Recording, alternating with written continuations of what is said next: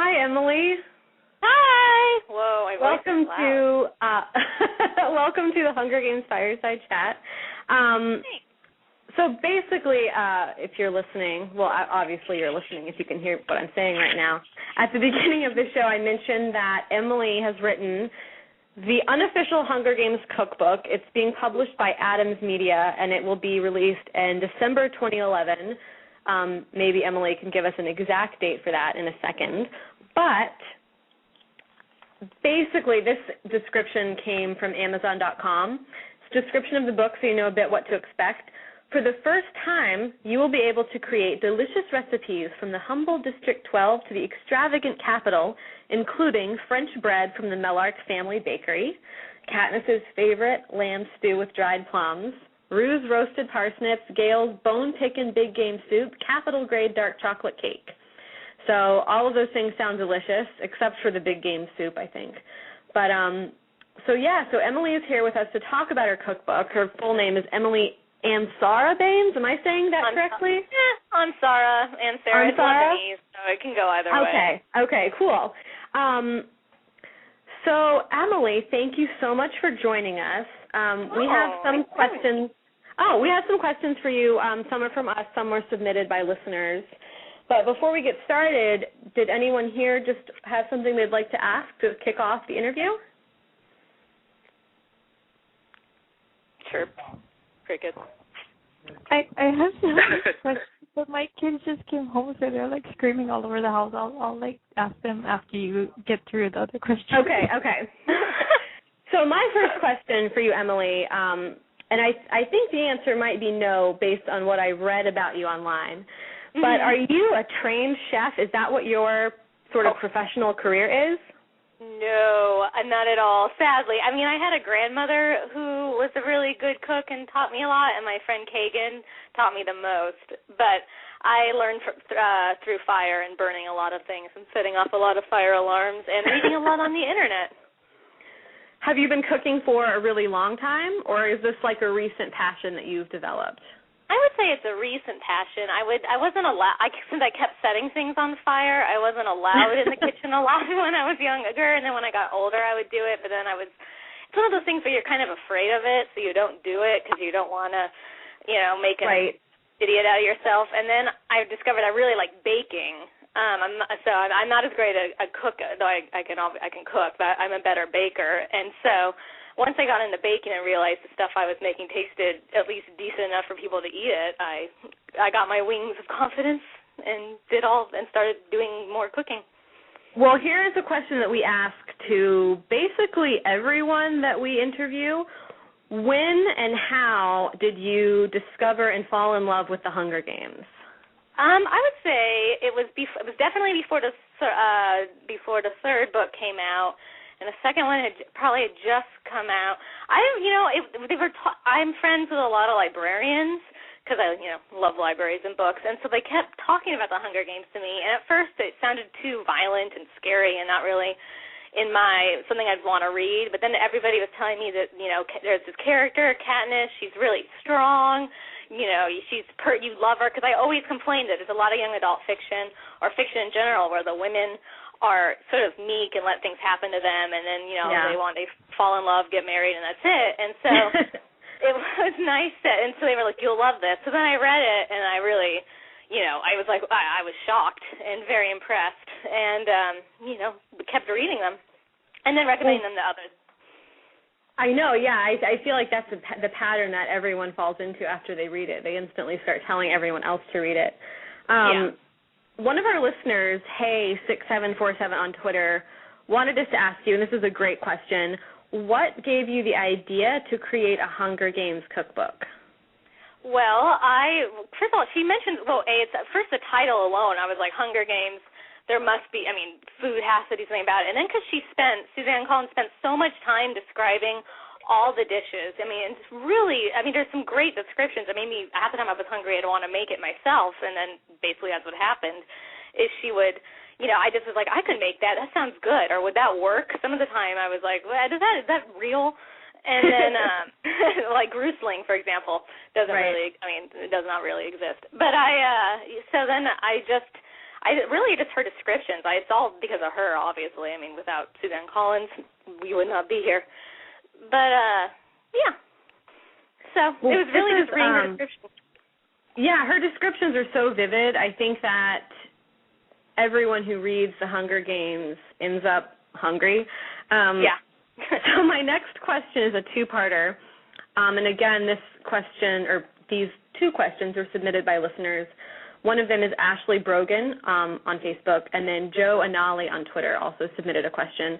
So what is your favorite recipe in the cookbook, and what was the most challenging recipe to create? My favorite would be, I love all the breads. Again, I think it's because of baking, so trying to, describing the boy with the bread, when he gives her the burnt bread, right. Trying to come up with a recipe, and I actually burned it quite a bit myself. Just all the breads, I don't know if I could pick one. And then the most difficult would be the wild game ones, because, for example, it's sort of impossible to find squirrel unless you go out and climb a pole and get one yourself. So it's when it was coming to the wild game ones, I'd either have to.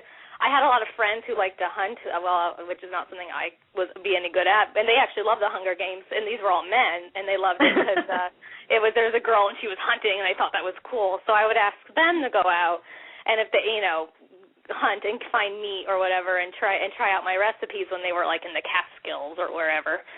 And so that would be the most difficult, because I'd have to have a third party basically do it for me when I couldn't be there, and get the feedback and description and be told a lot of the time, squirrel apparently tastes like really gnarly chicken. So. Yeah.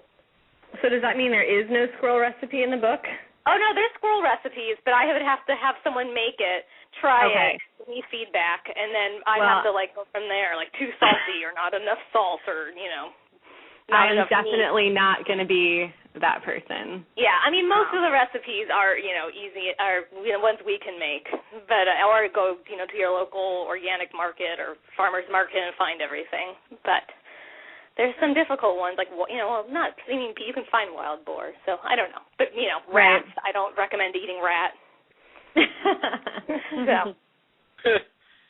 It's kind of funny that you mentioned squirrel, because, on my blog, somebody asked me if I'm going to do some kind of squirrel thing, and I said, there's kind of a shortage of squirrel in Hawaii, and then they replied back and said, well, can't you just buy it and have it shipped there? And I was like...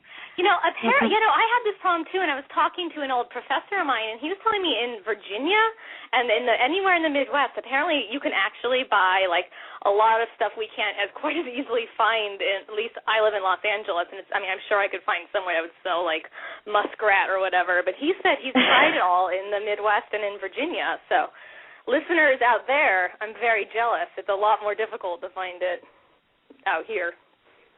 Oh, that makes me feel better, because I felt like I let somebody down that I didn't go out and buy squirrel on the internet. Yeah, no, I'm with you on that one. And your site, I was looking at your site earlier today. It's so cool. I'm reading the Game of Thrones books right now, and I saw you had that. And I was like, oh. Yeah, I've only done one, though. I have to get hey, one's better than zero. He is really, really good with food descriptions. So. Do not cook dire wolves, whatever you do. No, that would make me sad. Yeah, I've become really interested in wolves now. I mean, there's nothing to do with the Hunger Games now, but yeah, I think wolves are fascinating. Now I'm dreaming about wolves, not werewolves, wolves, or dire wolves. Well, here's my question for you, and I know we have another fan question, just to squeeze mine in, because I feel like I'm not just speaking for myself, but I'm representing a few people who are commenting who really just have no talent whatsoever when it comes to cooking. So taking my abilities, which might consist of heating up microwave popcorn, maybe you can boil an egg, boiling pasta. No, I don't know if I could even say hard-boiled eggs, because I'm 1 for 2. The second time I didn't let them boil long enough. They came out kind of soggy or something. I don't know what happened. So is there an easy recipe? Is there one in this book, one or two, for the completely hapless, incompetent cook? Oh, definitely, because I have to be. I'm not fancy enough. Since I don't have the cordon bleu training or any of that. They're definitely, and I purposely, because a lot of the readers, They're not. Because it's technically a young adult book, even though we're all older and loving it. They're not going to know how or be allowed. So a lot of them, there's definitely a whole range, like beginning and towards the harder end. The harder stuff is probably a wild game, but most everything else, I think, as long as you can follow turn the oven to 350 degrees, you'll be okay.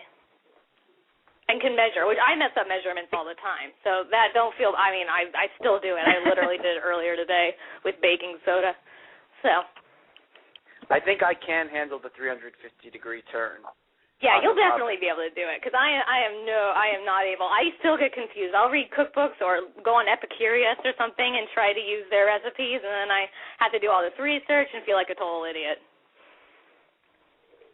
Well, I want to say, throwing this out there, maybe we can do a fun experiment in the future. The book. When is the book officially released? December 1st. The cookbook. So, December according 1st. to Amazon Okay. and to the publishers I've spoken to. So how about this? After December 1st, one of the shows in December, leading up to that, this is a challenge I'm issuing to myself and to everybody else out there. Maybe we'll pick one recipe, and we'll see if everybody can make it.